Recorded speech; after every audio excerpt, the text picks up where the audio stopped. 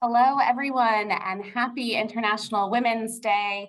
I'm Jamie Ramacati, Head of Content for Student Events at Times Higher Education, and I am very excited to be hosting today's session focused on women in tech. We have an incredible panel of women with us today to share their experiences working in the tech industry and their advice for young women. The theme of International Women's Day this year is Break the Bias, encouraging us all to imagine a world that is free of bias, stereotypes, and discrimination, and to think of ways that we can break the bias in our communities, workplaces, and schools.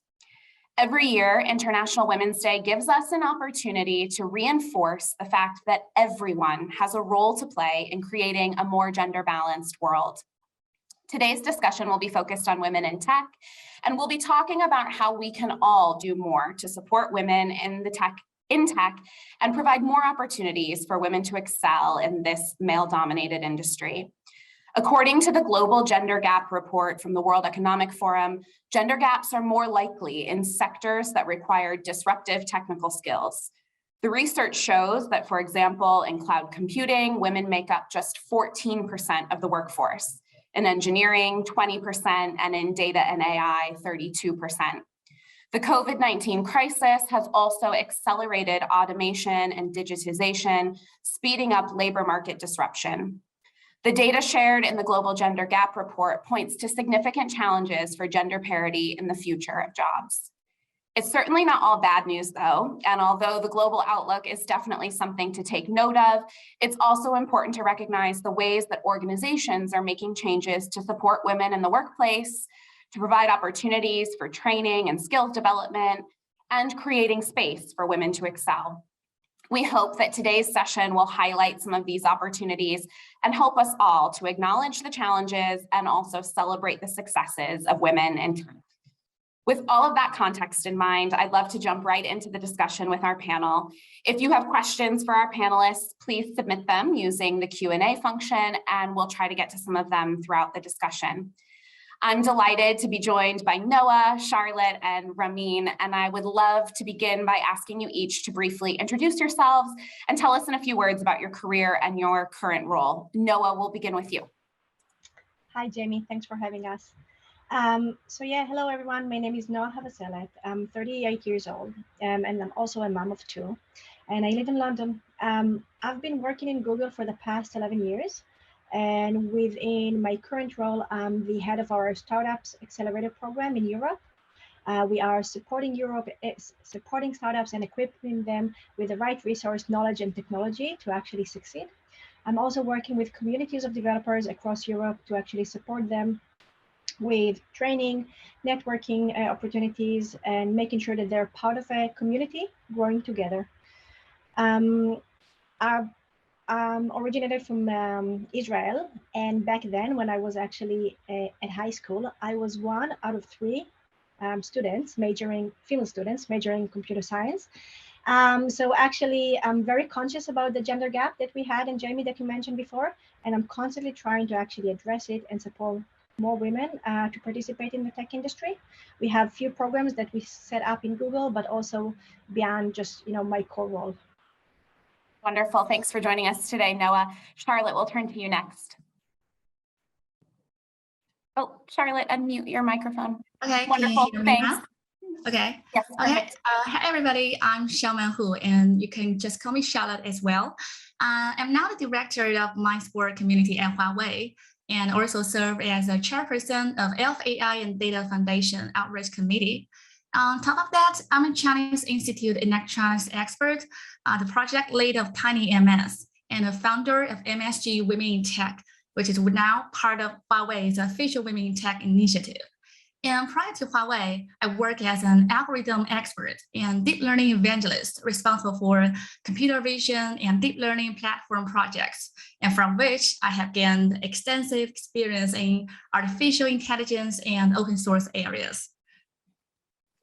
Wonderful. Thank you so much for being here with us. And Ramin, over to you. Yes, so my name is Namin Khan. I'm a software engineer living in Oslo, Norway. So I specialize in cloud computing and security. I'm involved in various initiatives where I work with initiatives to increase more women in the tech industry and raise awareness about diversity for CEOs. I'm also quite concerned about diversity and sustainability, and I look really forward to be participating in this webinar. Wonderful, thanks. And actually, let's start with you with the first question. Can you just tell us what International Women's Day means to you and why it's important for us to recognize and honor this day each year? Sorry. Ramin, go ahead. Yes, well, thank you, Jamie. I think International Women's Day for me means empowering each other, each woman. And as you mentioned, like talking about the bias and talking about women empowerment, women in leadership positions and women in tech. So, and also not only talk about these women that are already in the industry, but also talk about women who wants to be a part of this industry, who wants to get education in tech, who wants to realize their dreams. So I think first and foremost, I'm participating in this webinar, not only talking about every woman that has accomplished a lot, but also all the women who want to accomplish. Yeah, absolutely. And I think we're going to talk a little bit more later in the session about opportunities for women to build their skills, learn new skills, change careers if being in the tech industry is something that they're interested in, and how we can all kind of support opportunities for them to realize those goals. Charlotte, did you want to add something to what International Women's Day means for you? Okay, and for me, International Women's Day is a special reminder to appreciate women's power and contribution every day. And on this day, we tell the inspirational and supportive and motivational stories about women and girls who spread their spirit and achieve our full potential. So on this day, we reflect on how far we have come and the improvements that our predecessors have pushed through, and how we can catch their baton to go further and faster towards equality.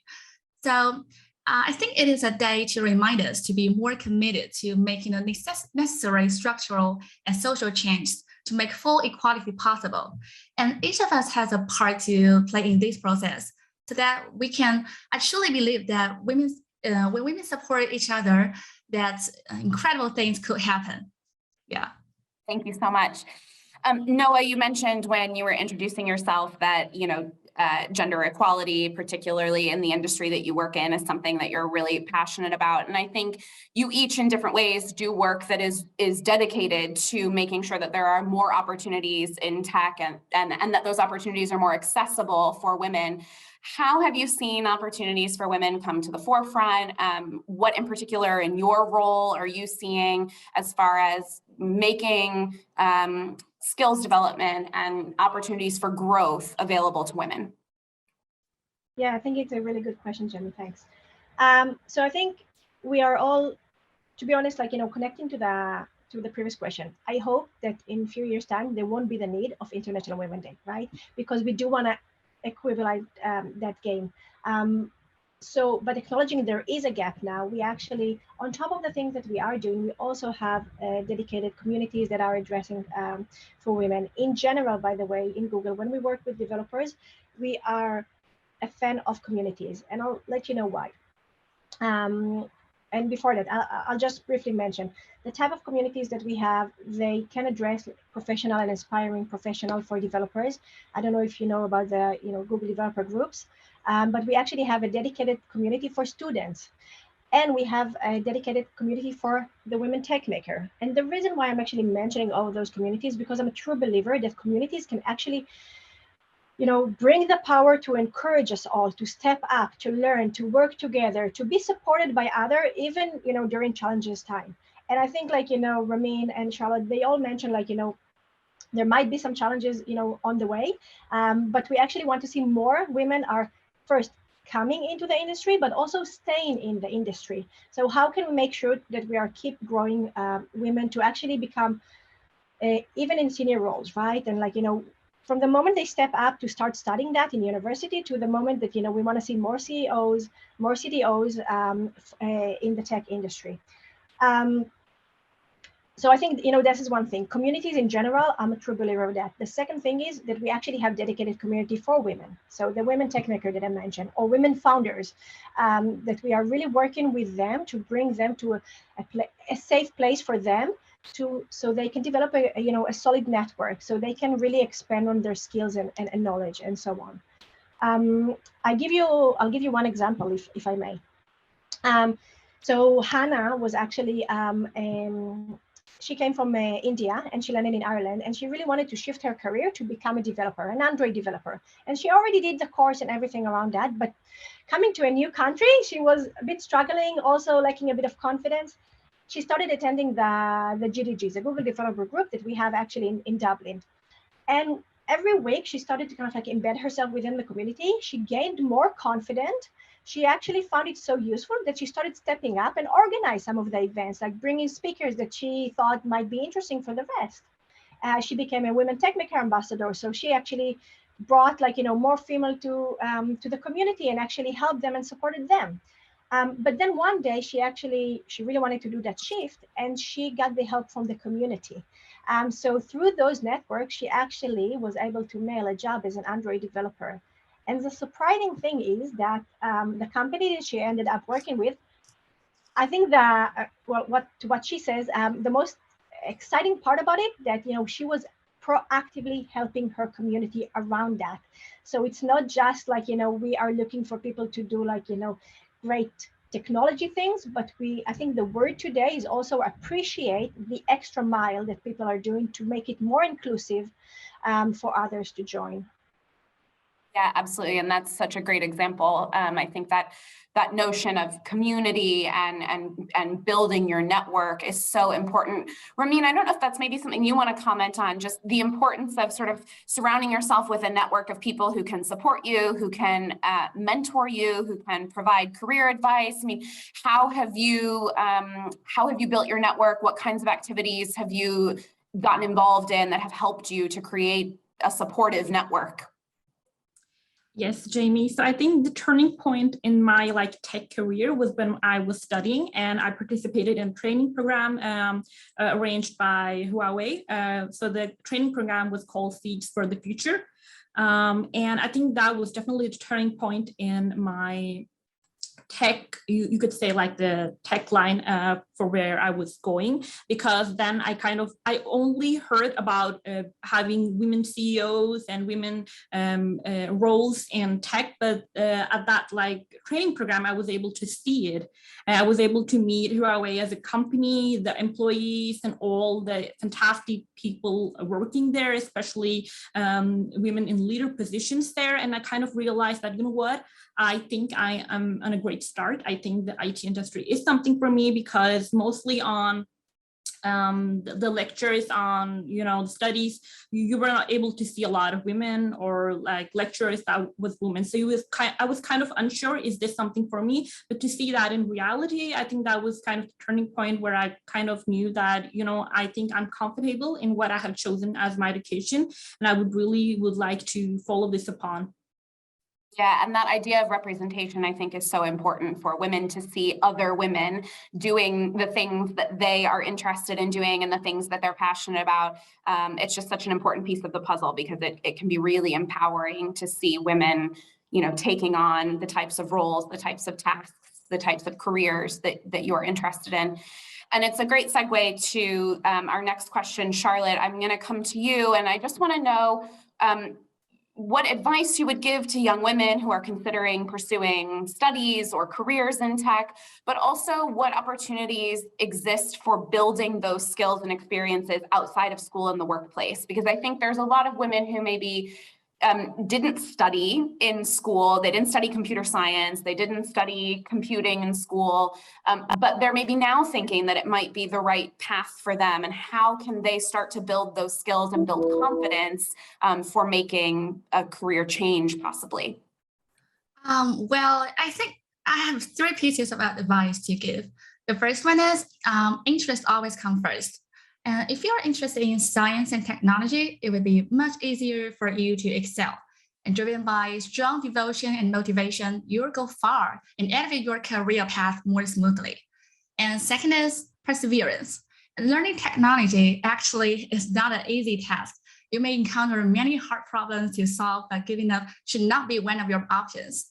Apply divide and conquer or any other method you see fit, and perseverance will get you to the finish line. And third is the most important is brace yourself. And good things always come to those who dare to try. So don't be shy in the workplace. Just be straightforward with your ideas and always communicate with a positive attitude to your colleagues or your leaders and your classmates or some other people. And even with your superior, bold but reasonable arguments serve you best, lead you to success. And the next is Seeds for the Future is Huawei's global initiative that aims to help nurture young talents, skill, and mindsets to better facilitate them for the workplaces and for the future. And we have already supported many female students across the globe via this program. So if anyone are interested in this program, and you can just know more via this website. I'll send this website later, or you can just search a keyword Seeds for the Future Huawei by Google. Yeah. That's great. Thank you so much. Noah, do you want to add anything to advice for women, but also tools and resources to help them build their skills and experiences outside of the workplace or school? Yeah, definitely. So building on what Charlotte said, few things. First of all, I kind of like already mentioned it before, but I've done it all my life. So kind of like find your network, right? Find your community. It can be a community that you learn with. It can be a network that you actually collect along the way. It can start from like your university professor, someone that will always cheer up for you and kind of like push you further. It can be your colleagues, your peers at work, your managers and colleagues and so on. And even people that are not necessarily in your circles, like who knows where it's going to come in the future. We have a saying, if you want to go quick, go along, but if you want to get farther, go together. So really go together, make sure that you have this network of people. I think the second thing I would say, especially to the technology sector, is find opportunities to practice your theory and kind of like your knowledge into real projects, right? Like, make it a reality. So don't just leave it as kind of like a theoretical knowledge. Like a nice example, okay, I mentioned earlier, we have the Google Developer Student Clubs that we are running in universities. And actually one of the, we had like a Turkey student, her name is Aisha. She actually decided to, we have actually what we call a solution challenge, where we are actually encouraging students to combat social challenges with a technology solution. And Aisha, actually from Turkey, is a great example because she gathered a group of people in her university, and together they build an app that encourage people from recycling things in their seaside. They have quite a severe issue there in the beaches of Turkey, and that's what they care about. But I think that the nice thing about it, that they managed to find a way to translate their theoretical knowledge to something that they actually worked on. They encountered challenges, right? Like they built something that usually students don't necessarily have. So it can be in Google, it can be in Huawei, it can be in any other way, right? Like you can always go out and find ways to really build real things with your knowledge. First of all, it anchors your confidence. Hey, I can really do that. Second of all, it's great to see something coming into life. And third of all, as a student, it actually gives you a way to, to show when you're after jobs or when you want to prove your qualifications, you actually have something in your hand. So, yeah. And Jamie, as per your question about resources, you can Google developer groups, and you can find the right groups that can fit you. Amazing. There's a question from the audience that kind of ties into my next question. And my next question is really kind of around the theme for International Women's Day this year, which, as I mentioned when we started, is break the bias, really encouraging people to call out gender bias, discrimination, stereotyping. And my question is around sort of how can we all, in practical terms, start to really do that in our workplaces, in our schools, in our communities? And there's a question from the audience that I think sort of ties nicely into this. We definitely have some men in our audience today, and one of our audience members has asked, you know, being a man, what can I do to help achieve equality, to help support women? And I think when we started, I mentioned that, you know, International Women's Day is a great reminder to us all that we all have a role to play in doing this. Ramin, do you want to start, just kick us off in thinking about some ways that we can all kind of take actual practical action in our workplaces, our schools, and our communities? Yes, definitely. I think first and foremost that we have just organized this webinar and people participating. I think one step is already checked. So congratulations to everyone that you are breaking the bias right now by participating to this webinar, by listening to us, by reflecting to everything we're saying right now. Other thing that you can do is also go to physical conferences, talk with people, network with people, having those positions in IT. And if you are a leader in your company or have like authorities in your position, talk with the women, not only talk about them, but talk with them. Talk about how they're feeling about their job, give them equal opportunities as everyone else in their work, and just make sure that you're not, even if you do not are trying to discriminate anyone, it might happen. So talk with everyone about it, and also raise your voice and tell all the employees that we are for women leadership. We do support these type of initiatives. For me, like as an employee, it is very helpful to just get this awareness from the leaders that, okay, this is something that they want to work towards in our company. Great. Charlotte, over to you for a similar question. I mean, how do you think we can all sort of help break the bias in our everyday lives, workplaces, schools, communities? What are some things that we can all be doing? You mean, how can we help to break the bias in our schools and community? Yep. Yeah, I may have three aspects to answer this question, not only just for the schools or communities. I may have a larger aspects, something like the policymakers or companies or governments, and for my individual level. Okay, so from the policymakers' perspective, and I think we need laws and regulations to end discrimination and inequality at work. The law enforcement should be in place to lead the way for the faster shift. It is the first one. And at a company's level, we need decision makers and executives to truly practice equality policies, not only for men, but for women.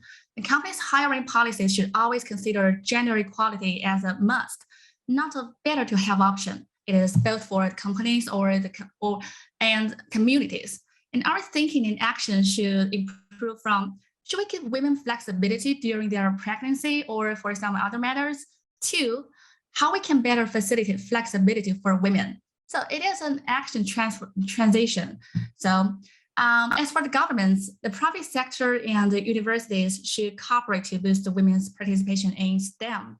For example, by setting up women in STEM scholarships, and girls and women who excel in STEM and are from low-income families are given opportunities to advance in science and technology and build a career.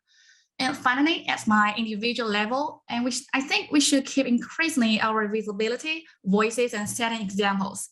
Actually, in Europe, women account for only 29% of PhD graduates in engineering, manufacturing, and construction.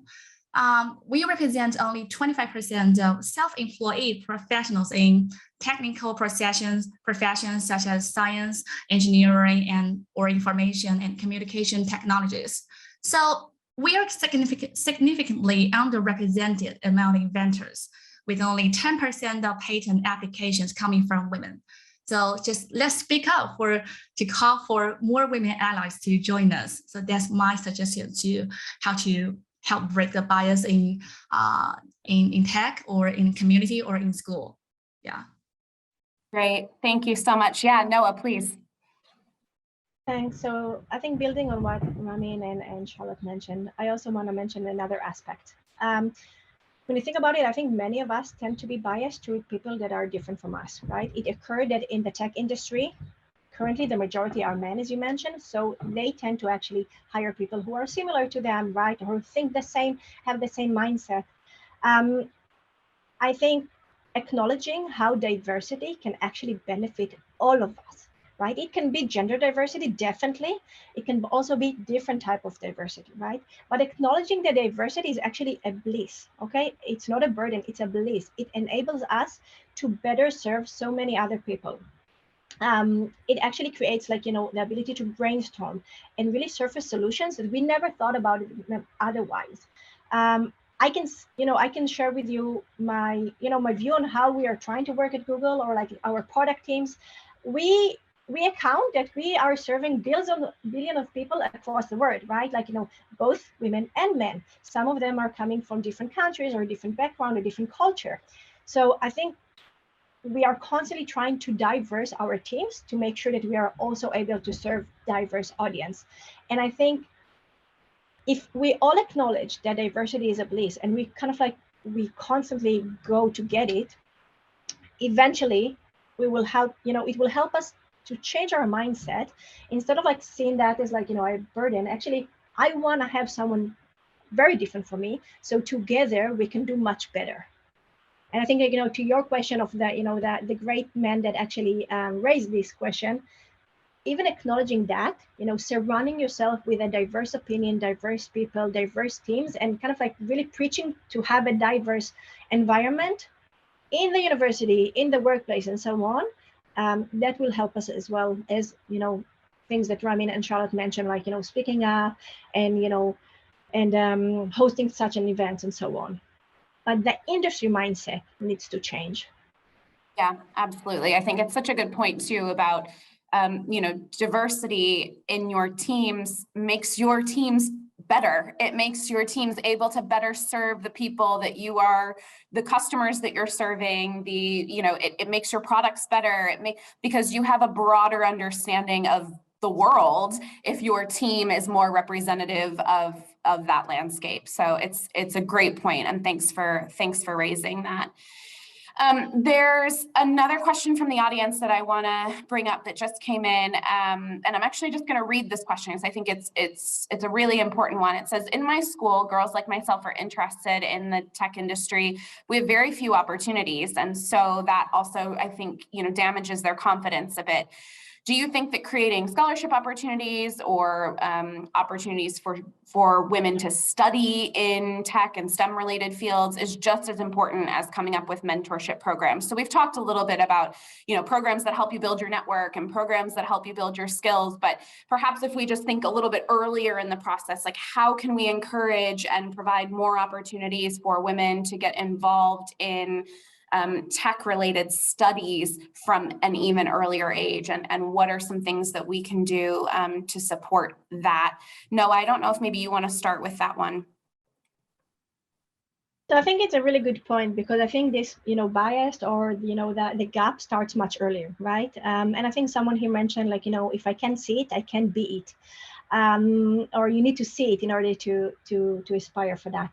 And I I mentioned to you when I just introduced myself, and again, this is an anecdote because it's something that's really close to my heart.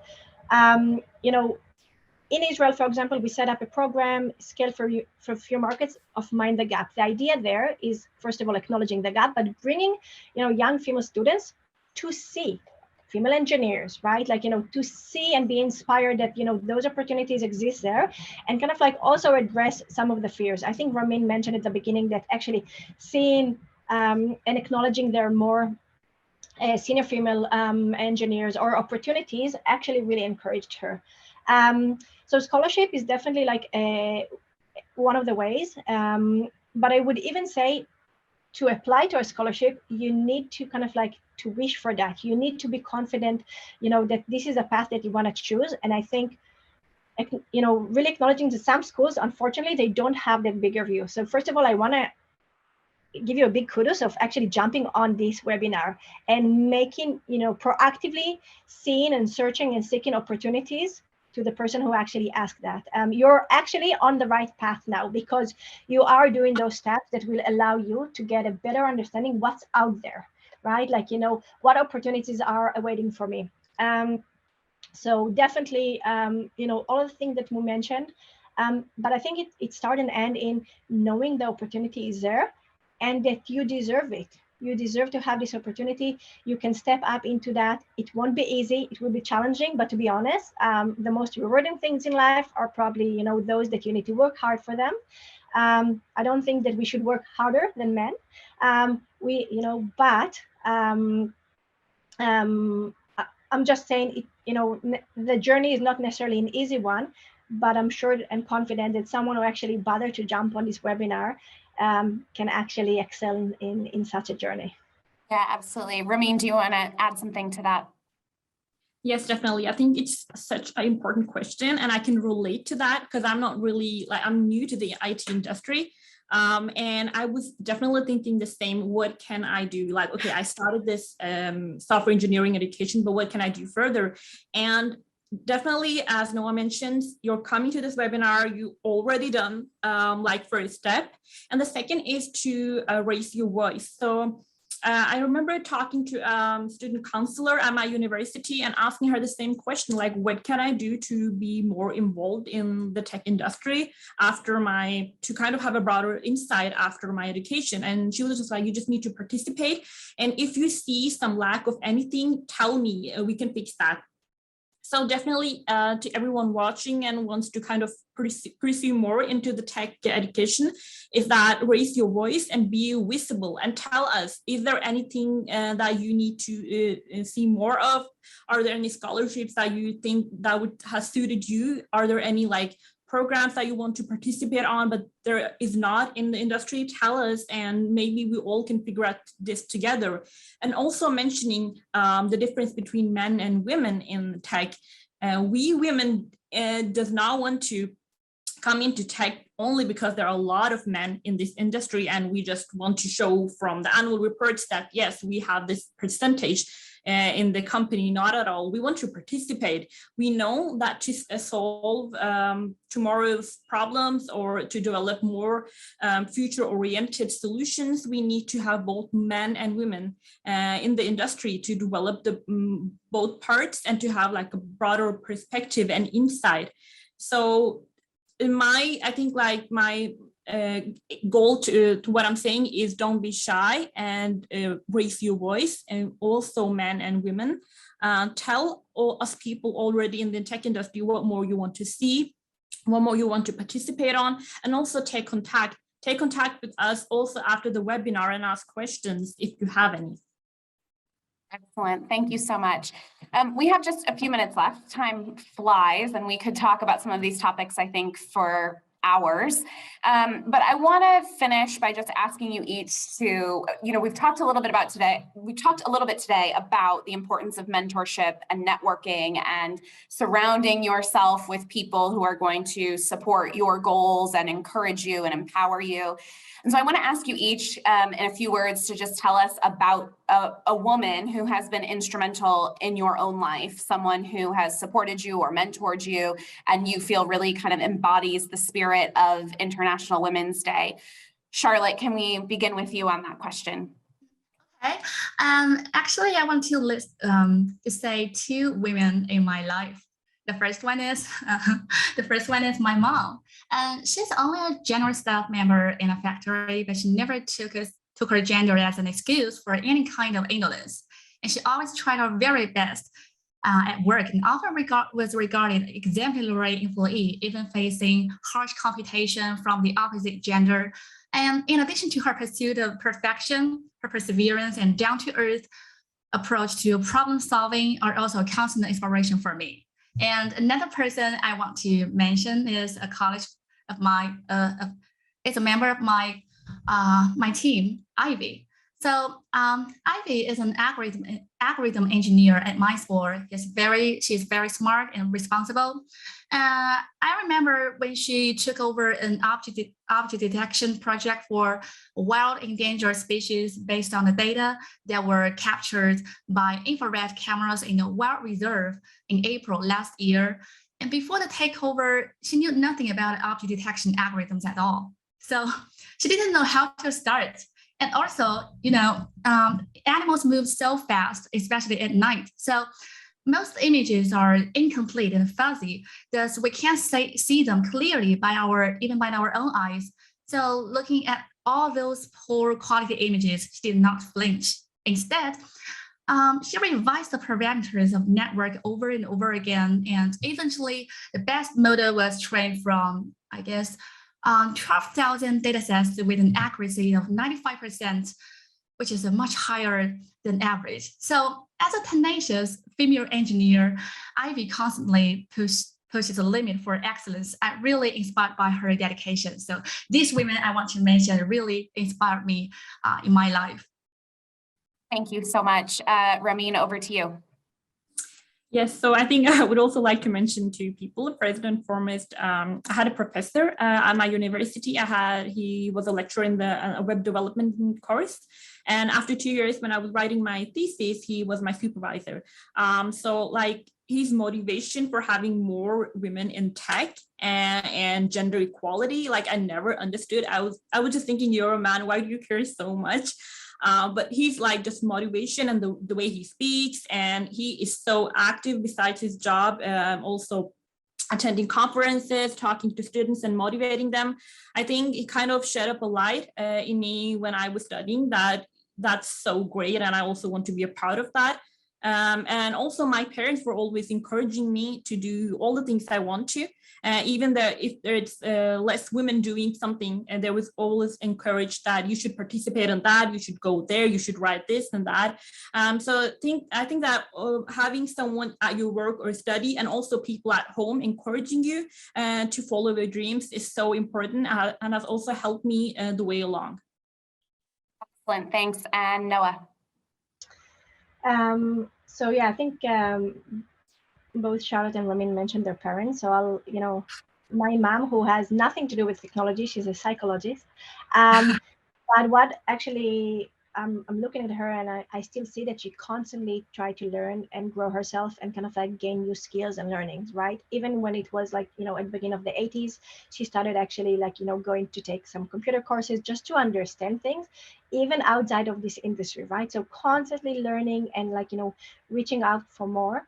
I'm so proud of her, by the way. By the time that she and my dad retired, they were actually earning almost the same, which is, not very usual, I would say, because she kept, learning, growing herself and pushing herself. I'd say the second person that actually really inspires me is Amanda. And Amanda Cavallaro, she's actually based in London. She's one of our Google Developer Group's leads.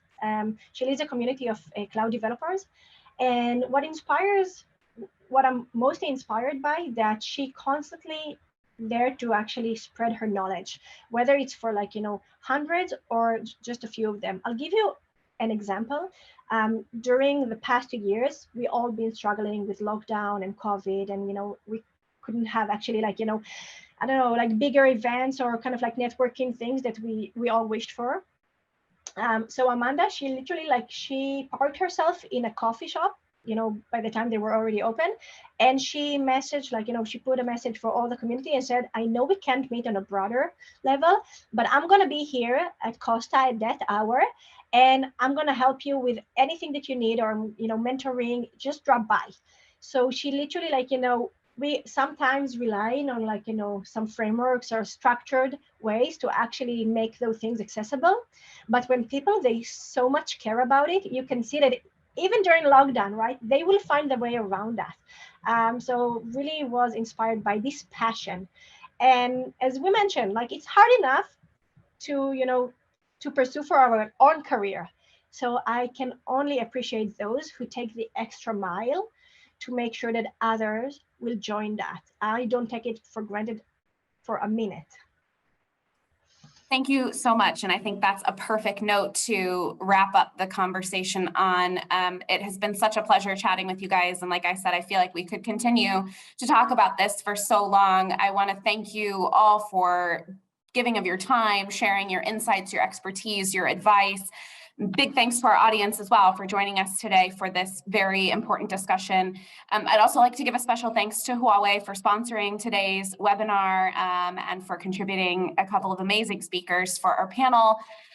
There were a few questions from the audience about more information on the Seeds for the Future program, and we'll make sure when we send the recording for today's session that we also include information about how to learn more about Seeds for the Future. We hope that today's session is just a very small part of how you all choose to honor and celebrate International Women's Day, and that we're all able to carry the spirit of International Women's Day with us every day as we look for ways to break the bias in our own communities. On behalf of everyone at Times Higher Education, thanks for joining us and happy International Women's Day.